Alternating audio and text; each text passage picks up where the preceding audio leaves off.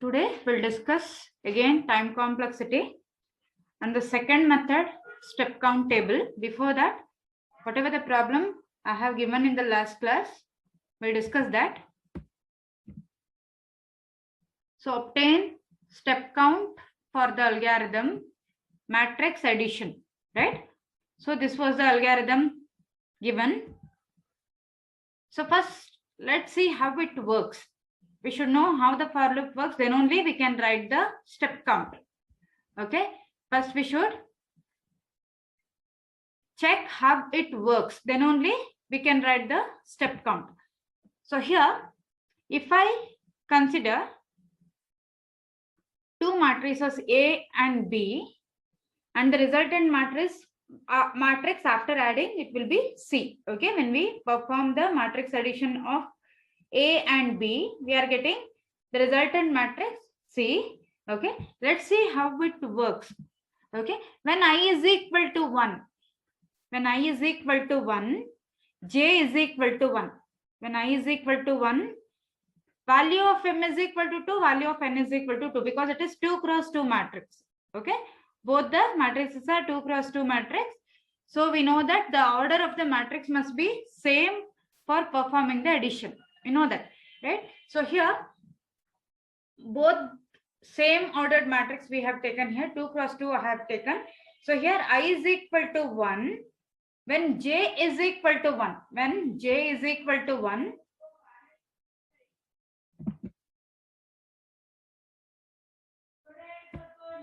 when I is equal to 1, J is equal to 1.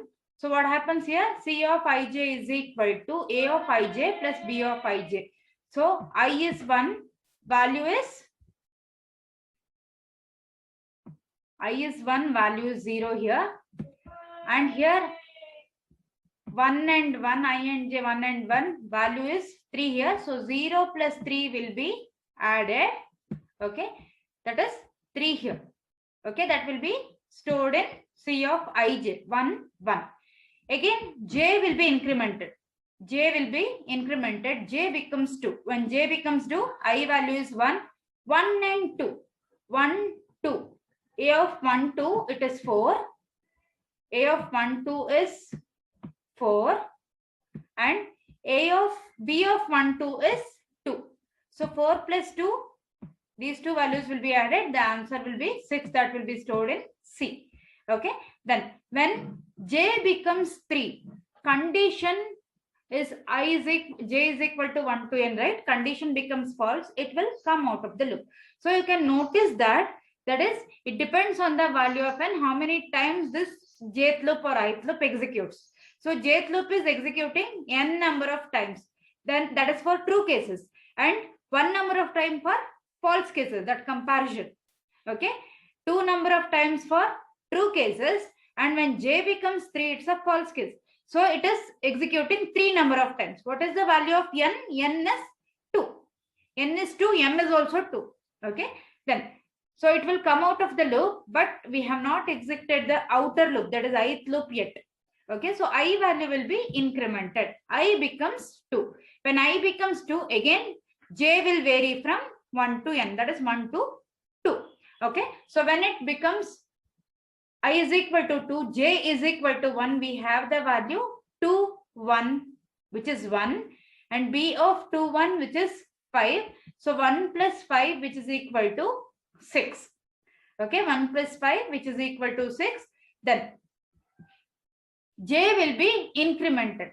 J will be incremented. J becomes 2, 2 and 2. A of 2, 2, it is 3. B of 2, 2, it is 1. So 3 plus 1 will be added, and that will be stored in C of Ij, that is C of 2, 2. So it is 4, that will be stored. When J becomes 3, it will come out of the Jth loop again. So for each value of I, Jth loop executes exactly N plus 1 number of times. Okay, N plus 1 number of times, and ith loop executes M plus 1 number of times. Okay, M number of times for true cases and 1 time for false case. So I is equal to, when I becomes 3, the condition is false. It will not enter into the loop. So j will not be incremented. Okay, j will not be incremented. Jth loop will not be executed. I hope you are getting. So I value is varying from I is equal to 1 to m, and j value is varying from 1 to n. When it becomes n plus 1, it will come out of the jth loop. When it becomes m plus 1, it will come out of the ith loop. Okay, this is how it works. Then this is the algorithm in which we have included the count statement. Okay, for I is equal to 1 to m do, we have included count statement. Count is equal to count plus 1. This is for loop I. Okay, this is for loop I comparison, ith for loop comparison. Then for j is equal to 1 to n, we are including or incrementing the count value again. Count is equal to count plus 1. This is for jth loop comparison. Okay, then we have a statement for addition. So C of ij is equal to A of ij plus B of ij. So this is assignment. We are adding these two numbers and wait for a minute. So here, when we have jth for loop, for jth for loop, we are incrementing the count. Count is equal to count plus 1. Then we have addition statement, and then that value is assigned to, after adding A of ij and B of ij, that value is assigned to C of ij, right? So for this also we have to increment the count. This is also executable statement. So increment the count for this also. So count is equal to count plus 1.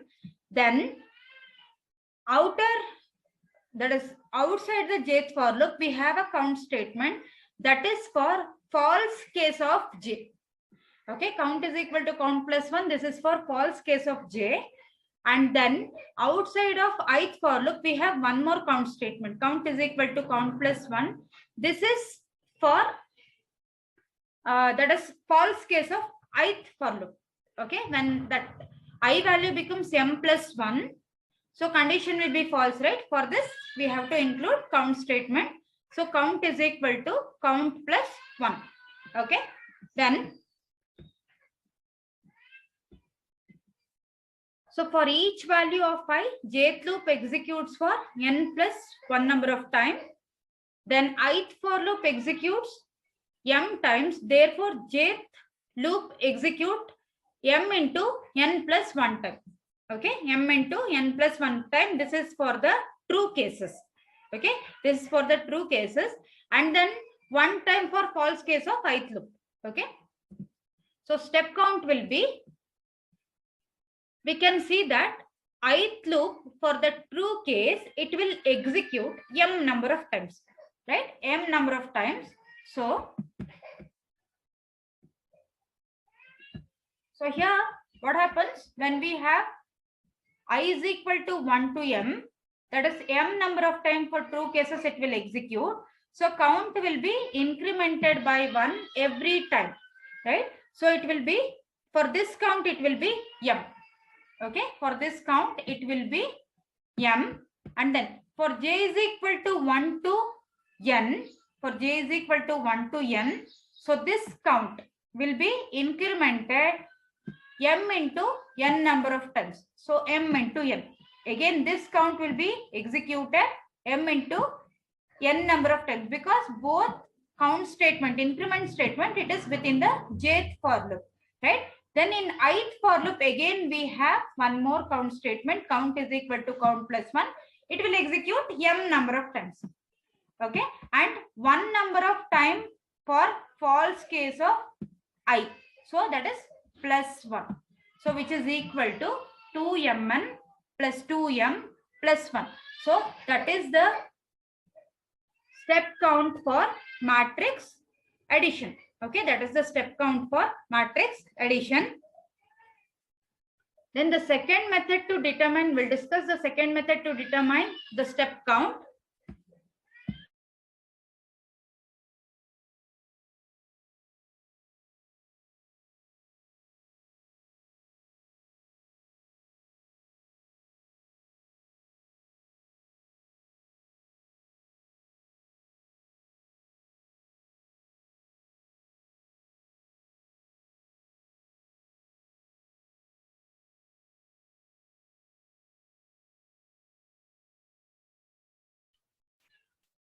the second method to determine the step count of an algorithm is to build a table in which we list the total number of steps contributed by each statement.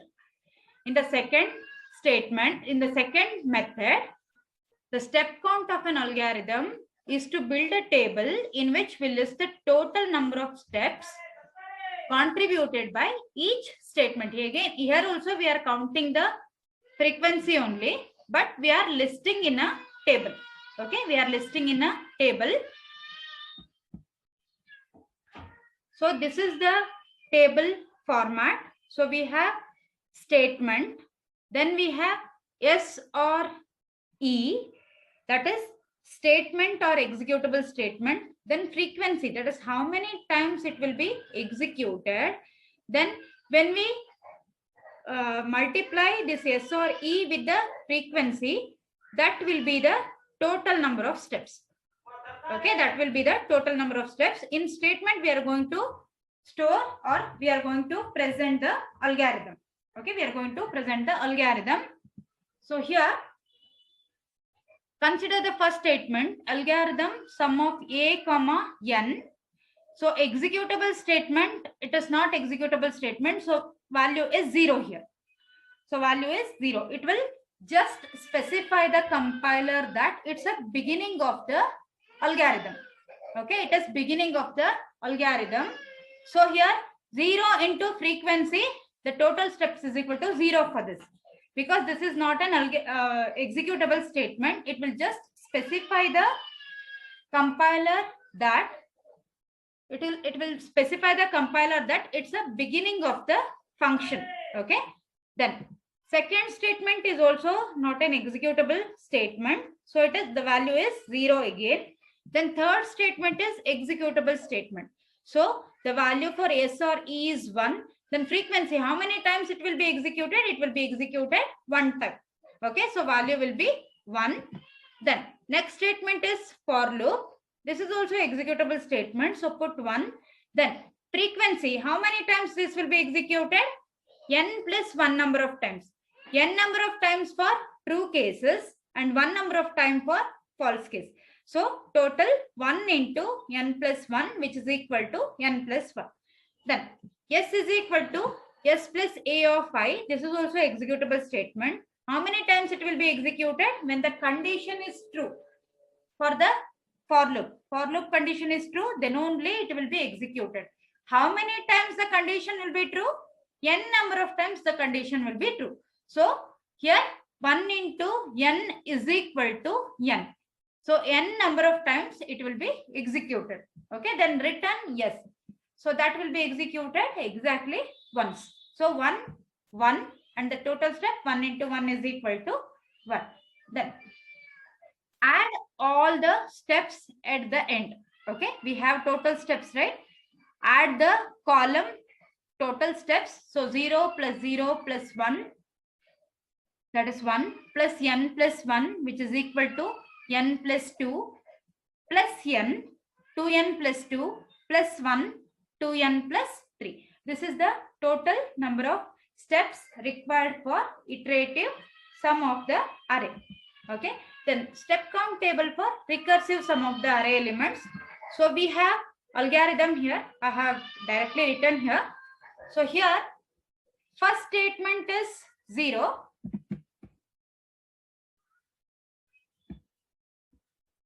Okay, first statement is 0 because this is not executable statement.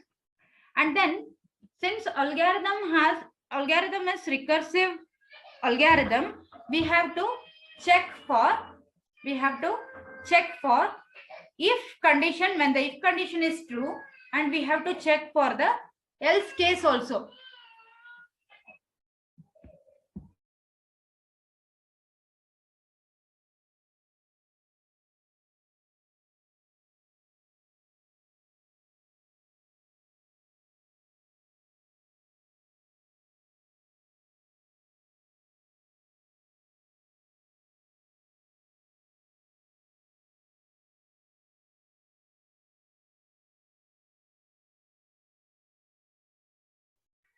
So since it is a recursive algorithm, we have to check for two cases. One is when n is equal to 0 and another one is when n greater than 0. So when n is equal to 0, this return 0 statement will be executed. So for that we have to write the statement. Okay. So here first we'll check only for n is equal to 0.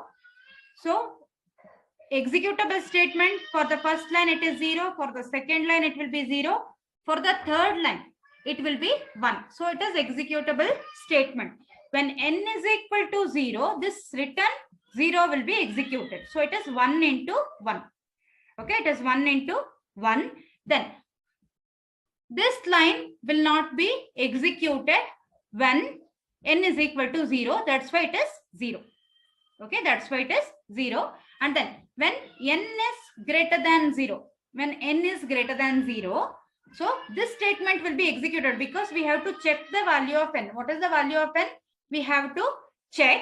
So this line will be executed. So this is 1. Then we have return 0. This line will not be executed because condition is false. N is greater than 0. So this line will not be executed. So this value will be 0.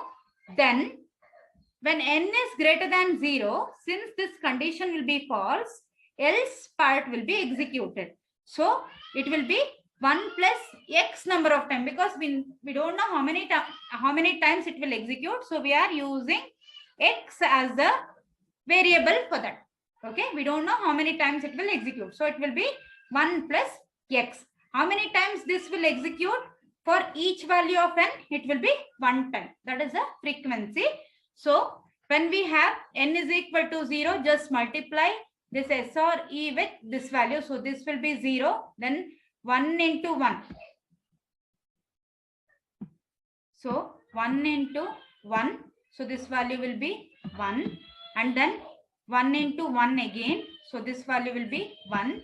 So this 1 plus x into 0. So this value will be 0. Then this is 0, 0 into anything which is equal to 0. So when we add all these, we'll get the answer as 2. Okay.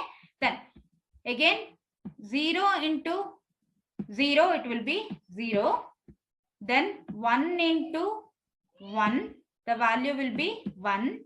Then 1 into 0, the value will be 0.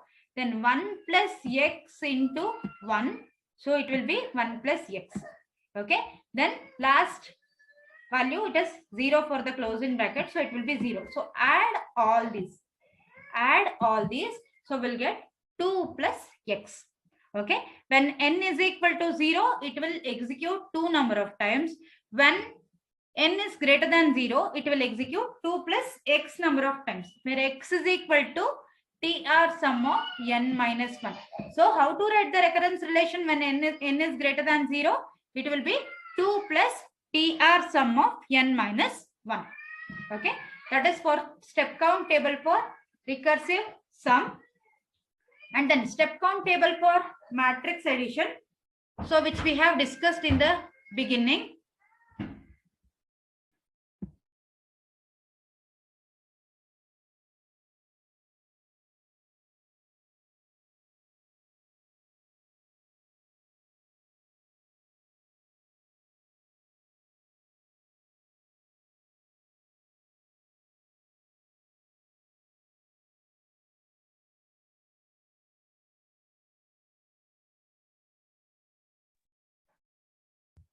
So step count table for matrix addition. So here first statement, it is not executable statement.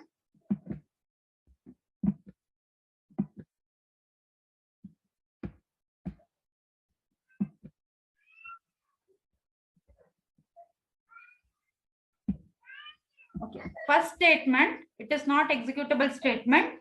So S or E is 0. Then total step is equal to 0. Then open bracket. This is also not executable statement.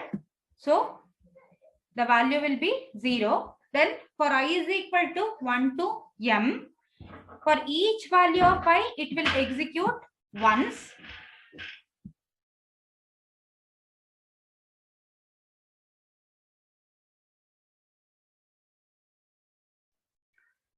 So for each value of I, it will execute exactly once. And then here frequency is m plus 1. So m number of times for true cases and 1 number of times for false case. So it will be m plus 1. Then jth loop will execute exactly once for each value. So it is for each value of I. For each value of I, jth loop will execute n plus 1 number of times.